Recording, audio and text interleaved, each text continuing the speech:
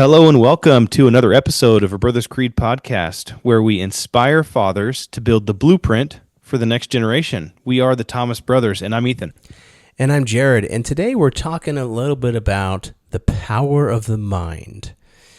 And I think it's a great topic going into the new year because just having a good mindset for the which is the new year. Lots of people reset. Lots of people, making New Year's resolutions. I love this time of year because I think it's just so great to make goals and to kind of set the path for the next year. Some people really hate on all that because they're not disciplined and they can't stick to their goals.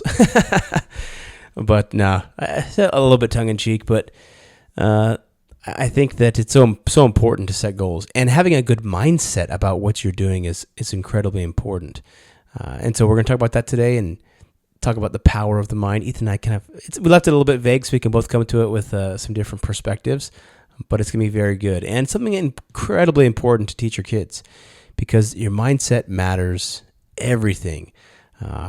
We just actually this past weekend, we just had a tournament, or it's 2 weekends, we had a jiu-jitsu tournament, and my oldest, he lost one of his matches, and he got rear naked choked across his mouth, so it kind of hurt his mouth, and hurt his teeth, his lips and stuff, and he was like, I don't like doing this, I don't like this, and then he had one more match for the bronze match, and he was all upset, and I think my wife, Shannon, she was like, look, that guy over there, he lost too. So you got to sack up, go out there and beat him. And he's like, all right. And he just like changed his mentality, right? He just like turned it and he was just, I'm going to go beat this guy. So he went and beat him. And it made all the difference. So that was like a small example of how mindset matters. Absolutely. So with that, let's go ahead and dive in. All right, let's do it. Do not go gentle into that good night. Old age should burn and rave at close of day. You should be a monster, an absolute monster, and then you should learn how to control it. No retreat, no surrender. You can't conceive of what I'm capable of. There is no tomorrow. There is no tomorrow. What we do in life, that goes in eternity. Cool. Well, I was, thinking through this one, and you could take this in so many different directions. I mean, the power of the mind. There was a couple stories that kind of popped into my head that made me think, oh, that'd be cool. And then I was like, hey, that's like kind of, you probably heard of mind over matter, or you've heard, about grit and resilience and toughness and, there's kind of this popular, I guess, theme out there that's kind of, having a growth mindset. And I mean, even things is down to, the age-old like affirmations in the morning in the mirror, or, having an attitude of gratitude. It can completely, having a certain type of mindset can completely change your experiences, your relationships, your life, really. And so I would like to, I kind of have a few examples of maybe how from like a grander scheme mentality and having a good mindset can be a good thing in your life. Mm-hmm. And then I kind of broke it down even like further on one of the things I kind of thought about, and I can get into it once we kind of start going. But, I was watching this movie, and there was this, like super, super awesome special forces, former Navy SEAL, commander guy who his whole job was to train these special CIA agents. And I think this movie is called American Assassin. It's actually a pretty good movie. But Michael Keaton is the guy who's this trainer, commander guy. And he ends up getting captured. Spoiler alert. And I'll say that before. And he gets tortured, right? And during his torture, it's like his mindset is this guy is like ripping his fingernails out, and he's like, he's ripping all his fingernails out, and then he's like, tell me what I want to know. And then he's like, oh, you forgot one, it's like, and he's kind of going back and forth to this guy. Obviously it's a movie, but, what does it take from a mentality standpoint? There's some people that stub their toe and they can't even function. Right. And then there's people that literally have been trained to endure pain, and even like pain of torture. And, how is that? How can their mind control and calm their body enough to be able to endure something like that? Yeah, it reminds me of, remember on Lost when Saeed tortures Sawyer to tell him where the guns are? Oh, yeah. And he says, he's like shoving bamboo under his fingernails. He's like, splinters, is that all you got? So kind of funny. Reminded me of that. Great show, by the way. So, I kind of went broad level and kind of threw out a couple little nuggets. What do you think, Jared? Yeah, so I think that it's people, like, there's a lot of woo-woo stuff about it, but if you just think like at the very base level, the things that you think about affect your body significantly. I mean, just think about like the effects. I just a couple off the top of my head. Think about the effects of, first of all, being aroused, right? If you like, that actually has an effect on your body, a major effect on your body, right? I was looking up, do you remember that old film, The Exorcist, the original? Yeah. So when that movie came out, that movie like freaked people out, seriously freaked people out. In the theaters across the world, people were fainting, throwing up. They were leaving nauseated. One person was reported to have a heart attack, and I looked these stats up. One woman said that she reported having a miscarriage because of that movie. And so, weren't people going into like convulsions and like people, saying they were possessed? And I don't know if people were, I don't know if people were saying a lot of that. I was just kind of looking more towards like the physical like reactions to this movie. Oh yeah. So like people are sitting in a theater and they start puking and throwing up and having a heart attack, or getting nauseous or fainting because of something that is visual, just mentally, visually. Yeah. And so it's just that their mind is so caught up in that movie that their body's literally freaking out. And so I think it's, but then on you look at like the contrary, right? The effects of music on the body and on the mind. There's something that they call music therapy, where they use it to shift your mood, to decrease your pain, for some cancer patients and other medical treatments. It increases, your expression. It helps you find motivation and so many more other things. Music helps people like ease that tension so they can go to sleep easier. Relaxation, anxiety reduction, dopamine.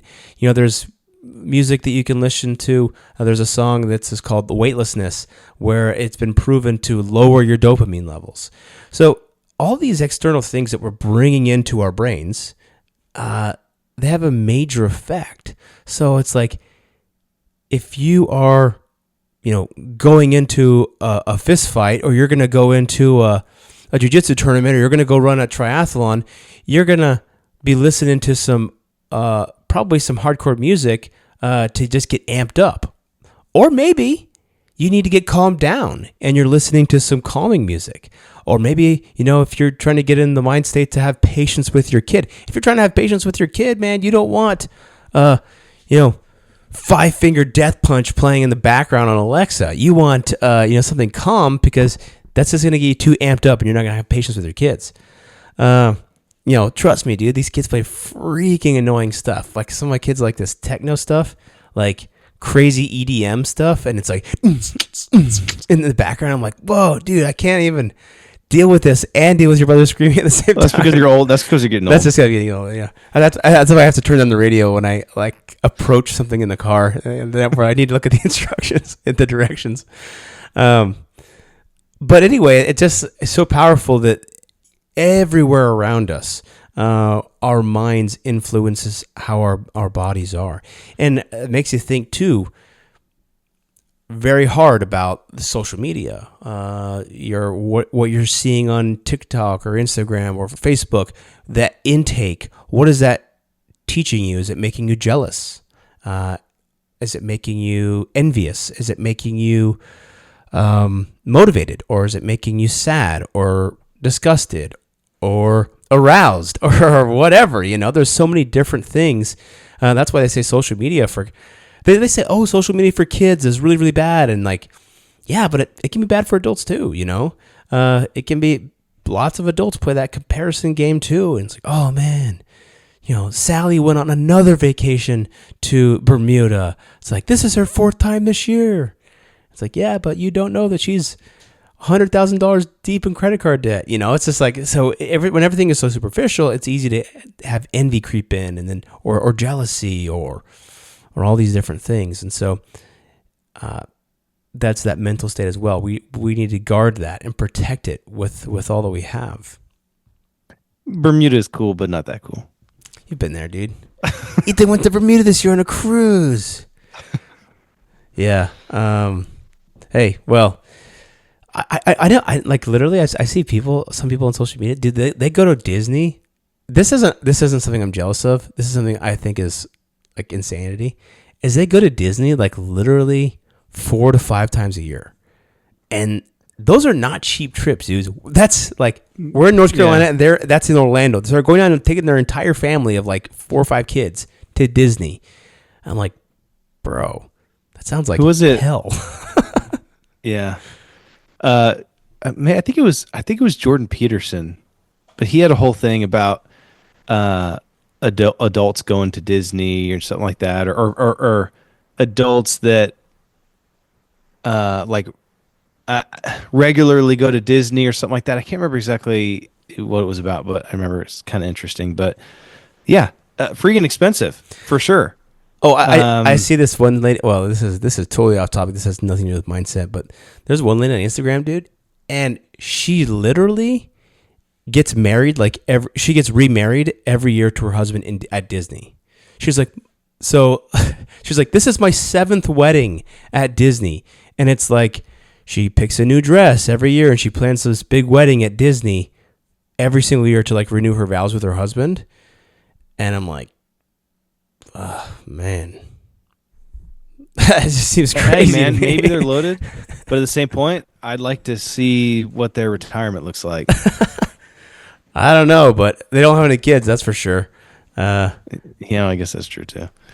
But yeah, I completely agree with you that there's the quote, as a man thinketh, so is he, right? There is the man that says he can and the man that says he can't are both right. Mm-hmm. There's just so many different things. And so I kind of look through and from a generalized standpoint, some of the, I guess, some of the different ways that the power of the mind can demonstrate in our lives is, and I'm going to kind of dive into 2 of these specifically. But the first one is overcoming physical pain through focus.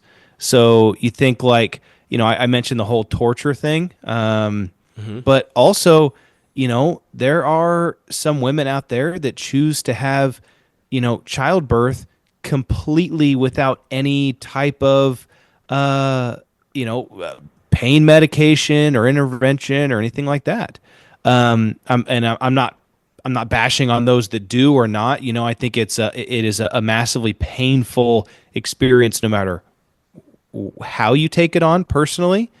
But it's just it's interesting. There's people that run these 100-mile races that literally, like, at the end of the race, all of their toenails are falling off and they've got blisters like almost down to the bone and all these different types of things, like they can barely walk, but they'll push through and they'll do it.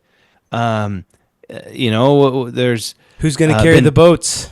yeah, seriously. And so it's even things like, um, and this just popped into my mind, but people like hypnotism, right? How the heck does hypnotism work? And is that like a real thing?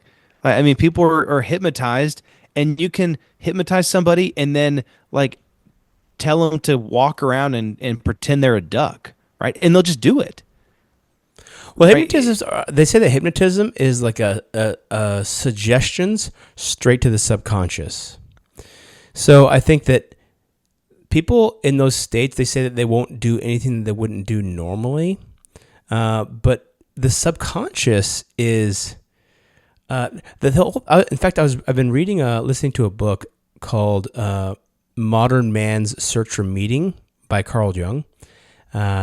I think this was one of the ones that Jordan Peterson suggested, and it's really interesting. There's so much in that book, but it talks about how our subconscious really drives our lives. And so if you can reprogram your subconscious or kind of through suggestion, through affirmations, through whatever, then those things will become manifest in your life. But that's why they say the things like a Freudian slip, right?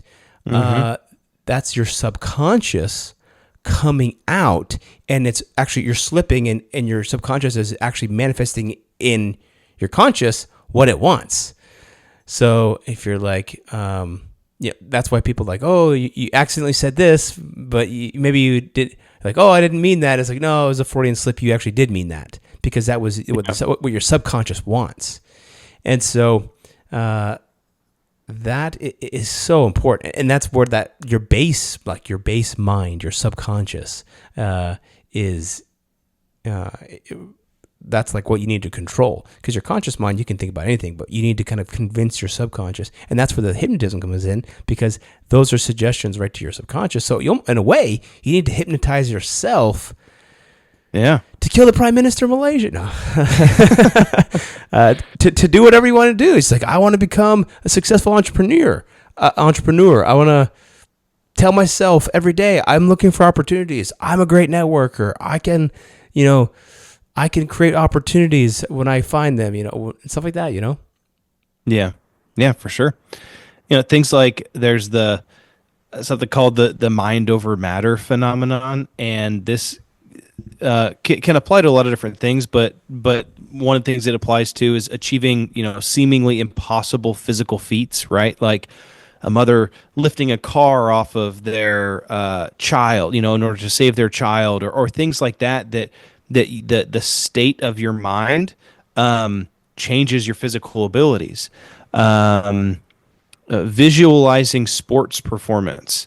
So this is one that is really interesting, and I've always kind of heard this story of there was this prisoner of war in Vietnam who was a big golfer, huge golfer. And while he was a prisoner of war, he was in captive, and he was confined to this little tiny area. Basically, it was like a hole in the ground that he couldn't even stand up in. And every single day, he would run through the golf course, and he would envision his swing, and he would basically play these rounds of golf every single day in his mind. He would just play golf all day in his mind. And then whenever he got back, his golf score actually improved from where it was before, when he actually was rescued and freed and everything else. And so or Michael Jordan saying, how many free throws have you just envisioned in your mind that, oh, make it. Yeah, they've actually done studies where I think they took a basketball team, and they had some players go to practice. They had some players not go to practice, and they had some players sit down, not go to practice, but envision the practice. Think about practice, yeah. And those who went envision of practice performed the same as people who actually went to practice. And it was starkly different from those who didn't go to practice. Even those other guys weren't at practice, they were just envisioning it. That's why I think there's also Oh, go go ahead. ahead. No, I was gonna say that's why when I'm at work and I'm in a freaking boring meeting. I just start thinking about doing chokes, doing jujitsu moves and doing chokes. You're like, oh man, I'd really like to choke that guy out right now. Yeah, I'm just I'd pull his head right here and just drive it here. Yeah. You know, do that. Well, I've even seen, and I can't cite the studies or whatever, but heard of studies of similarly for people that are building muscle, right? They have one group of people that go out and lift, a group of people that don't lift, and then one group of people that just think about lifting, or maybe they perform the lifts, but with no weight, right? They just go through the motions and contracting the muscles. And they had significant muscle growth as, I don't know what percentage or whatever of the people that were actually going and lifting. Wow. But, visual, we talked about that. Controlling anxiety, right? Some people really have fear of public speaking or, panic attacks or different things like that. So they can, practice different things, and whether it's breathing techniques or whatever to calm their mind before they go out and do, affirmations or whatever before they go out and do this public speaking. So that's just kind of a couple of the ones that I thought were super interesting. Yeah. This is something that I've been really focused on. You mentioned the anxiety thing.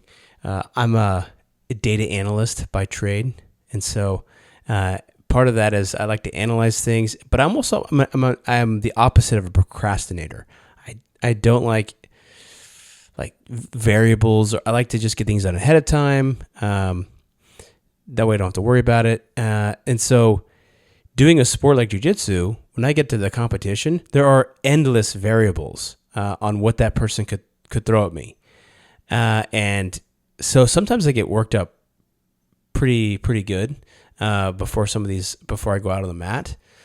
Especially when I did IBJJF, which was kind of one of the bigger competitions. But here locally, I mean, you have to get your gi checked, and they run a measuring tape up your sleeve, and they check the length of your belt and your pant length, and they do a skin examination to make sure you don't have anything on your skin. I mean, it's like very in depth, and so I was all worried about my gi not being up to spec, and it has to be so many inches from your wrist bone, and has to be so many inches below your tricep, so there's so many things. And then when you get in there, then you're just like, okay, now I'm actually gonna go fight this guy.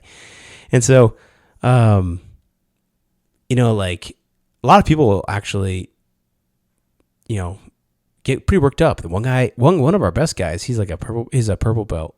No, actually he's a brown belt now. He throws up every single time before every single one of his matches. He pukes in the trash can, and then he goes out and absolutely destroys.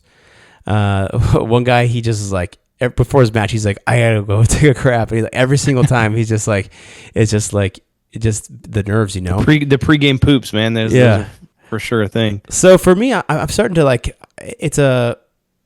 it's something that is a real challenge. And so that's why I continue to do it. I mean, the jiu-jitsu is fun and stuff, but for me, I'm like, I'm really nervous about this. So it's just a real challenge to get out there and do something that really, really puts me out of my comfort zone.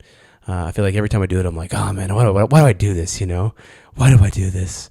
But that was a reference to a Pink song. My wife and I always make that joke.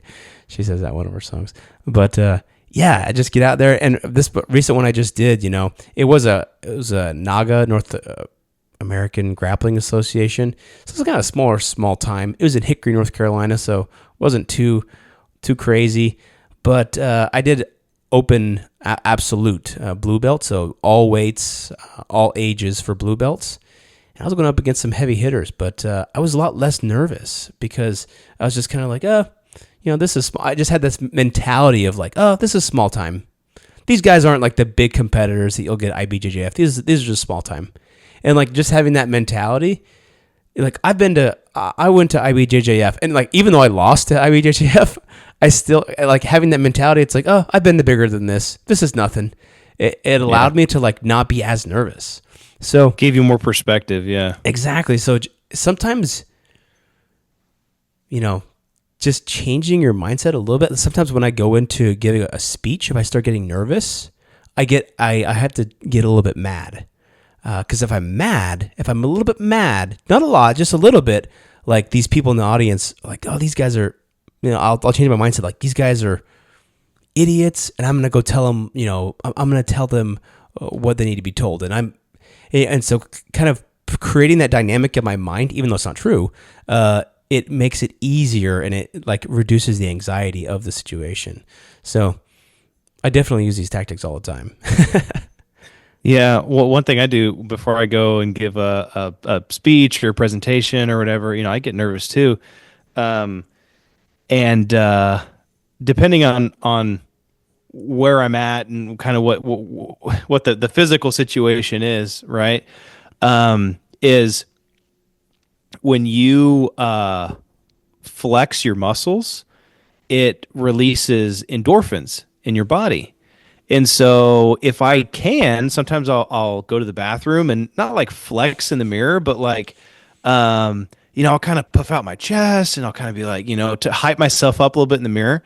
Sometimes if I don't get a chance to do that, right, some of the biggest muscles in your entire body are in your legs. And so as I'm sitting there, I'll like contract my legs, like my leg muscles as tight as I possibly can. And then, hold that and then I'll relax.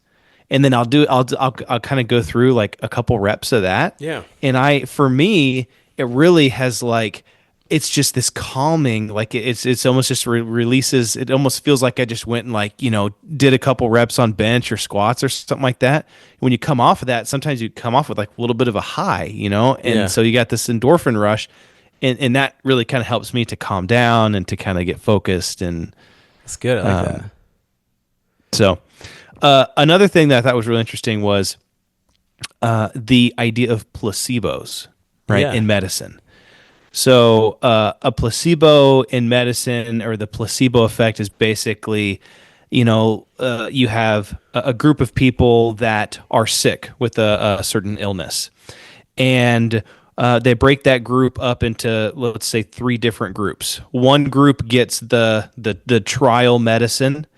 One group doesn't get any medicine, and then the third group, they get fake medicine. Right? They are told that they're getting the medicine, right? But the pill that they're given is just like a sugar pill, or it's just something that's like completely, it doesn't do anything for that. It's not a medicine. It's just a sugar pill that does nothing.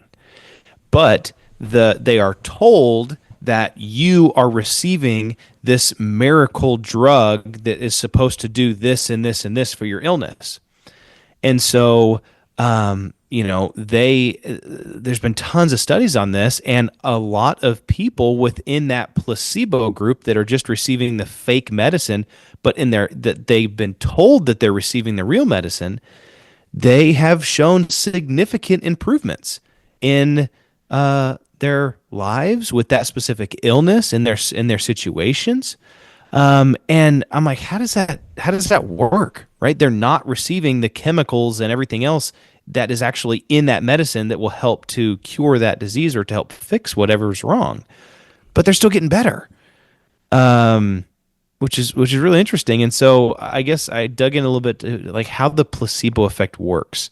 And there's a lot that's not known about it, but some of it is just really based around belief and expectations. If you believe something, or you expect that if I take this, I'm going to get better, then your body just a lot of times does it, right? I'm going to take this pill because it's going to make my headache go away. Well, little do you know that you took the wrong pill and that doesn't do anything for headaches, but hey, my headache went away, because I thought it would. The brain anticipates specific outcomes, and it can't, pain relief or healing or whatever, and it can kind of push your body into that outcome. Your beliefs can actually change your brain chemistry. So it can help to release endorphins and dopamine and help to regulate, serotonin and your mood and emotional state and everything else, just by believing that, let's say I went into this group of study for this illness, and then you're super relieved that, oh, I got put in the group for receiving the medicine. And then you're not actually receiving the medicine, but what that does is that kind of calms your body down, your mind. You're like, okay, I'm gonna get this medicine, I'm gonna start feeling better, and you start to relax, right? And your body, that reduction of stress actually a lot of times improves your immune system and your immune function. And so now you're less stressed. Your body can fight off illness more and better, and then now you're starting to feel better. But it was all just because of a reduction of stress. Yeah. And so things like pain relief or faster recovery from some illnesses. Placebo actually has helped a lot with Parkinson's disease as well, and other chronic conditions. What it doesn't particularly go against is if you're like, oh, here's a miracle. I don't know, got my leg chopped off in a freak guillotine accident or something like that, and then they're like, here, take this pill and you'll grow your leg back. Right? There's limitations to this placebo effect, but Yeah. still awesome how the mind can work and can change physiologically how our response to different things are. Dude, there are literally entire industries based around the placebo effect. Like, there's so many things out there that just like people have their profession and it basically is just a placebo. It doesn't actually do jack. Like, how many little trinket pockets, like, oh, trinket like products, like, oh, if you wear this on your wrist, then you'll have better balance. Or if you this copper bracelet, yeah, or if you have this on, then it's going to increase your love life, or the vitamin industry is fraught with this kind of thing. Half the time, these vitamins are garbage anyway. In fact, when I worked for a vitamin company, and it was a multi-level marketing company, and dude, I was part of one of the studies. They said, oh, we're going to do a study that shows that, all of your blood levels and your vitamin levels are going to go up. And so this was probably 2017, 2016 when I did this. And so I was part of one group, and then there was, people at the company that were a part of the other group. So they wanted to do this big study, and they wanted to showcase, oh, look, these vitamins are so good after a certain amount of time. It really improved people's their vitamin counts in their bodies, all these important markers. So they took blood and all this kind of stuff. And I had chatted with a girl that was working there too, and she was in it. And I was like, oh, do you think you have the placebo or do you think you have the right one? And she's like, well, I think I have the placebo because the real vitamins make me pee like that neon yellow, Oh yeah. And I was like, yeah. And so I had the neon yellow, like, pee coming out. So I was like, oh, I'm on the legit stuff, even though I had already taken a lot of it before. And guess what? It's like 2024, almost 2025, and that study has yet to come out. I wonder why that is. Maybe because they didn't find anything. And so a lot of times it's like these companies that are scam companies, they will use things that you can't really prove, like vitamins. Oh man, you gotta take these vitamins. And the idea of vitamins, I still take vitamins because I like the idea of it. But their whole thing is like, oh yeah, you gotta take the best stuff, and this is gonna make the world of a difference. And literally, they would give you vitamins at that company if you worked there. And I mean, think about some of these people that work there. They would take 30 vitamins a day. And these are relatively healthy people. They're just like, oh, this is my regimen that the company gives me. And I'm like, dude, you've been taking 30 vitamins. I used to play soccer with some guys at work, and I was like, you take all these vitamins every single day? Do you actually feel any different? And he's like, oh yeah, I had some knee problems a couple years ago, and actually those are all gone now. And I'm like, That's it. You should be That's called healing. that's like you should be like God status with as many vitamins as you've been taking, dude. So it's just like there's a lot of industries like that, or it's like, oh, especially things where it's about your feelings, or it's just like very easy to manipulate that in people. I mean, I think in some ways, different religions do that too. They can easily manipulate you to do whatever you want. Hey, let's move to Jonestown, where I can control every single thing you do, or move to Waco, or wherever. Yeah. And so, all because I get you to feel like I can change your mind so you can think a certain way. And so it's very important to guard against what's coming in, make it good or bad. I wanted to talk about one thing here, especially when it comes to kids, right? Because that's what we're doing is we're building blueprints here. The difference between the growth mindset and the fixed mindset. You talked about this, you touched on this earlier. This is real big right now. And the fixed mindset, I don't see too many people around me that have this kind of a mindset, except for my kids. Sometimes I will see this with my kids specifically. So a growth mindset is the idea that talent and intelligence can be improved, and that leads to a desire to learn. A fixed mindset is that talent and intelligence are fixed traits. This leads to a desire to look smart. And so you don't want to look dumb. And so you're just like, well, I only want to do stuff that's making me look good. So a growth mindset and intelligence can be developed over time, whereas a fixed mindset thinks that those things are fixed. Those intelligence and talents are fixed. They're not going to grow over time.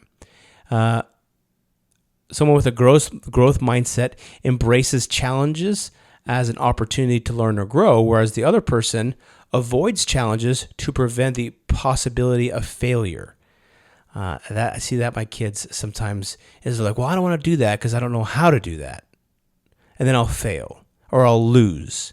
I'm like, dude, you got to lose 100 times before you're even going to think about winning. That's one great thing that jiu-jitsu does is you go in there and you get beat up by a bunch of people who know what they're doing. And you're like, oh man, I keep getting choked out. And then for the first 6 months, you're like, why am I even doing this? I just keep getting choked out or armbarred. And then eventually you're like, oh, I learned. So that's one great thing about jiu-jitsu and having kids in jiu-jitsu too, is it teaches them that. The growth mindset, you believe time, effort, and practice can lead to mastery. Whereas a fixed mindset believes that talent is innate and practice isn't important. Again, the growth mindset sees failure as a temporary setback, whereas the fixed mindset gives up easily and views failure as an exposure of personal inadequacy. So it's like you're taking these things personally. Oh, I failed at that. I lost that game. I'm never doing this again. That's what one of my sons, he was kind of having that little bit of that mentality when he lost that match. And I was like, hey man, you got to get back out there. Actually, my wife was like, get back out there. Be tough. Go beat that guy. It's all right. It's just a minor setback. A growth mindset is that the success of others is inspiring, whereas a fixed mindset is that the success of others is threatening. And so, with a growth mindset, you have a greater sense of free will, whereas with a fixed mindset, you have a very deterministic view of the world. Well, I was born with a disability and I was born with this skin color, so I'm automatically going to be XYZ and I'm a victim forever. Or, whatever. It would be whatever. People become victims about anything and everything. And so if you have that fixed mindset, it could be very detrimental to you. And I think as parents, we have to identify when our kids have that and try to coach them out of that. There's a lot of different ways you can do that. Sports is a great way. And there's many others. In fact, one recently is that my oldest son, he's taken up crocheting. So there was a Shark Tank where these guys pitched this thing called the Woobles, I think it's called. And they're like little, kind of like little stuffed animals that are crocheted. And we got one for my son, and it was very difficult for him to do at first. Very difficult.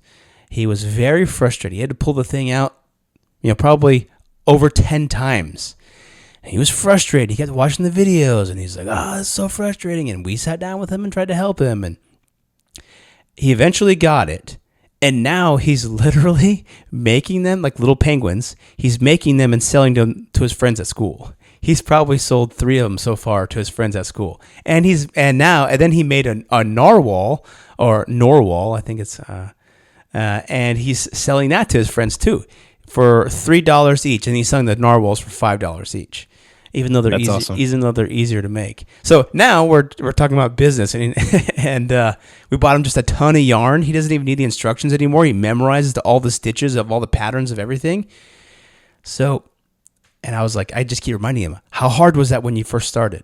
He was like, it was freaking hard, man. I wanted to give up. I thought it was super hard. And I was like, how much do you like it? He's like, I really like it. It's really cool. And I'm like, why do you think those kids are paying you to get this thing? Because they're not doing it. Because it's not easy. It's hard.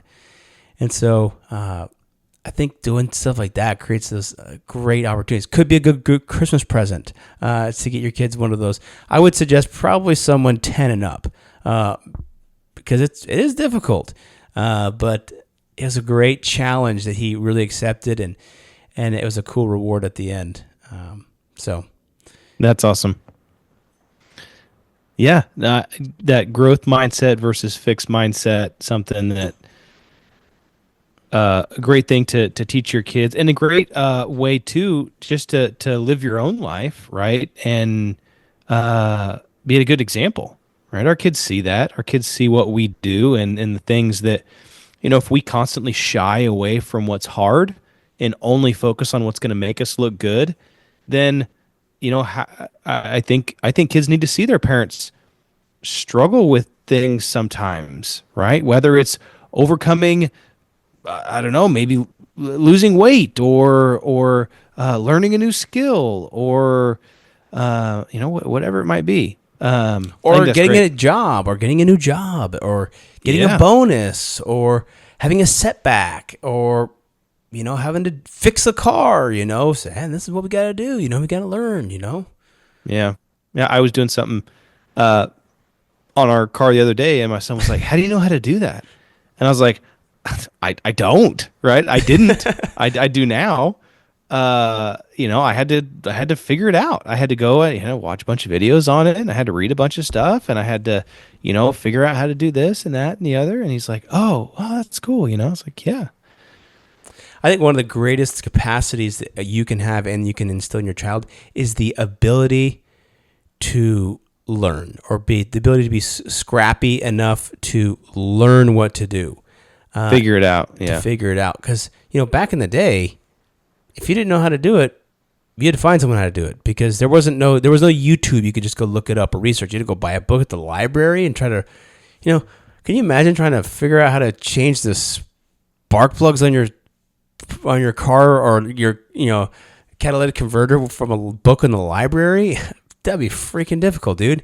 It's hard enough just looking at a video of your same model year car when you're under the car. Like, man, get the camera closer, dude. What are you doing? I can't see. Yeah, he's like, why doesn't he put it around that side so I can see how he's doing that? Yeah. So well, the last thing that I had was around. I looked into some of the studies that was done on some of the training that is done around some of these special forces and 3-letter government agency guys to basically enhance their pain tolerance and mental resilience. So teaching them how this mind over matter, how to harness at will the mind over matter phenomenon, which was kind of cool to me. So here's some of the things that they focus on in training. The first one was physical conditioning, extreme physical challenges, long distance runs, obstacle course, uncomfortable underwater training, things that will discomfort and fatigue you, muscle and endurance stress. So, high repetitions, something that literally you're gonna do exercises until you literally can't walk anymore. Um, just that extreme fatigue. Learning to be familiar with that. Another one was cold and heat exposure. A lot of people hate to be cold and they hate to be super hot. It's just uncomfortable, right? People want to be comfortable. So, cold water immersion, special forces, like Navy SEALs, they do a lot of this. Also, heat acclimatization, so acclimating to extreme heat. Going out and doing exercises in the middle of the desert in 115 degrees in full gear. That sounds freaking miserable. What about just sitting in a sauna in my house and looking at my phone until my hands get too sweaty to?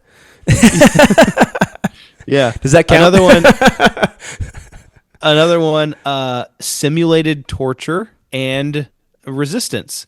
So they have this military training that's called SEER training, which is survival, evasion, resistance, and escape, that teaches you a lot of these different types of things. It teaches you how to survive in the wilderness. It teaches you how to evade people that are looking for you, resist if you are captured, and then escape. It's a whole, I think it's like a 6-month course, or I don't know how long it is, but teaches you how to be comfortable if you haven't eaten in a week. Yeah. Or not be comfortable. It teaches you how to endure it. Yeah. Yeah. And one of the things is too, and this is going to be a common theme in this. There's a couple more of them, but getting to that, like knowing what it feels like to be in that position, experience is everything. If you have gone a week without eating food before, yeah, if you can think back and be like, oh man, that freaking sucked. I was hungry. It was terrible. It was whatever else. And you might not want to do it again. But if that situation came up where I know that I'm going to have to go a week without food, that you're like, well, I already did it once and I survived and I'm fine. I could do it again, versus somebody who's never done that before. They're like, oh, I don't know if I can. I don't know if I can. I don't know if, I'm going to be able to survive that. But somebody that's already like experienced a lot of that stress, I mean, your mind, you're like, hey, I could do it again. I don't want to, but I could if I needed to.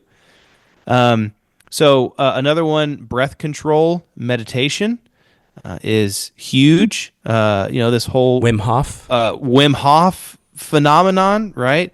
He can literally like heal his body and control his endorphins and different chemical levels in his body with just breathing and visualization and meditation. Pain endurance exercises, holding very painful positions, right? Or you think of the training that goes into some of these fighter pilots, the training that they have to go in these like G simulators, these G-force simulators.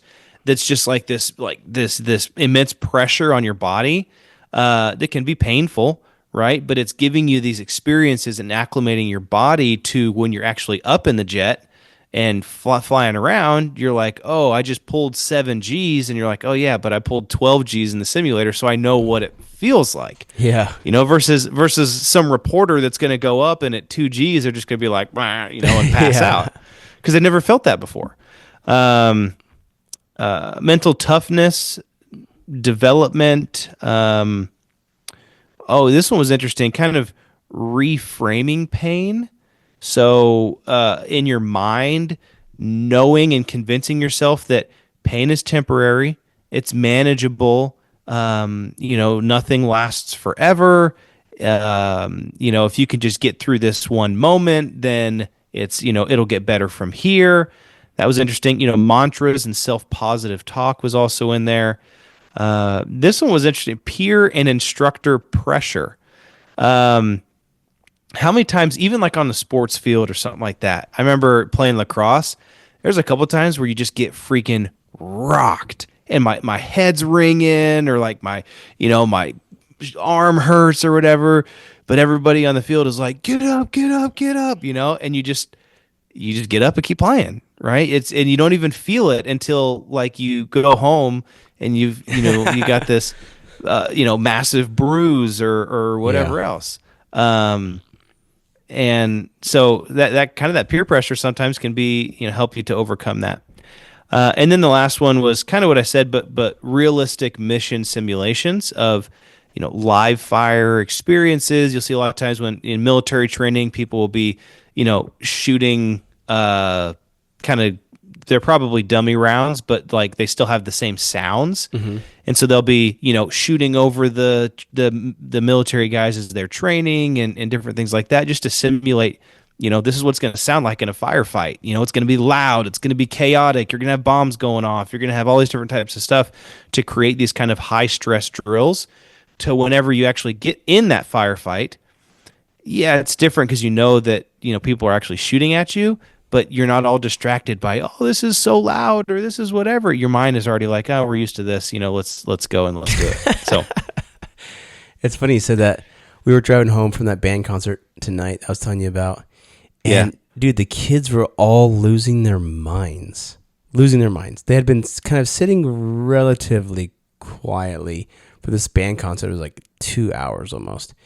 And I was like so distracting. I felt like I was like driving an Indy car like 200 miles an hour. Just like the amount of distractions that I was just like, oh my gosh, like I would hear someone just like randomly just shout over here behind me. Then another person behind me just go, ah! you got like and then just PTSD. I'm just like, ah! And then I'm trying to drive home at the same time, and it's dark and it's kind of rainy, and I'm like, oh my gosh, I feel like I'm right. I like so many stimulus. It's kind of remind me of that, like stress training. I feel like if I was I could be a NASCAR driver easy with no kids in the back. Yeah, it'd be kind of fun just driving around by yourself. Yeah. Yeah. So why do these methods work? And I think any of these can be applied to, the whole thing is about building the blueprint for the next generation, right? You probably don't want to like make your kids do squats until they can't walk, right? That's probably not the best thing. But pushing them out of their comfort zone and maybe, making them, if like my son has really been into, hey, Dad, let's go for a mile run. Right. And at least at this point in my life, I can run a mile faster than my 8-year-old. And so, I'll like push him. And I know for a fact that he's done, but I'm like, come on, push it, push it, push it. And just to see him like put forth that little bit of last effort that he like collapses at the end. Yeah. It's like, yeah, get out of that comfort zone, do something that hurts. Yeah. So why do these methods work? It trains and kind of rewires your brain's response to pain, stress, and they teach these people in these trainings to remain calm under extreme pressure, to separate their mental state from their physical sensations, and then to develop confidence that they can survive even in painful and adverse conditions. I think that's applicable, man, to anything in life, whether it's surviving a board meeting or, giving a presentation, a talk in church, or even just trying to, put yourself out there and network in social situations that maybe you might not be familiar with. Yeah. But yeah, Yeah. the mind is a very powerful thing. Yeah, totally. Well, I had to end us off, I had a quote. I don't know if you have one, but this one was by Marcus Aurelius. It says, "You have power over your mind, not outside events. Realize this, and you will find strength." So don't try to control what's going on outside around you. Control your mind, and then you will have that strength to do whatever it is you want to do. Yeah. Yeah. I like that. Yeah. I didn't get okay. a quote, but that's all right. I'll tack onto that one and say, yeah, Marcus Aurelius all the way. Well, this has been a great episode. So much to talk about. I mean, this is something that we could probably talk for hours about. And it still just scratched the surface. Great topic. Hopefully, as you guys are going into this new year, you think about this. Think about what kind of mindset you want to have. What are your goals for the new year, and how can you use your mindset to help you achieve those goals and to help motivate you? So let's, they say that the mind is like the rudder of the body, right? It just kind of, of your whole self, of your whole character. Everything you do starts with your thoughts. And so let's set those rudders in the right direction for this new year, or just in general. And let's go out and do it. And let's build that creed together. All right, let's do it.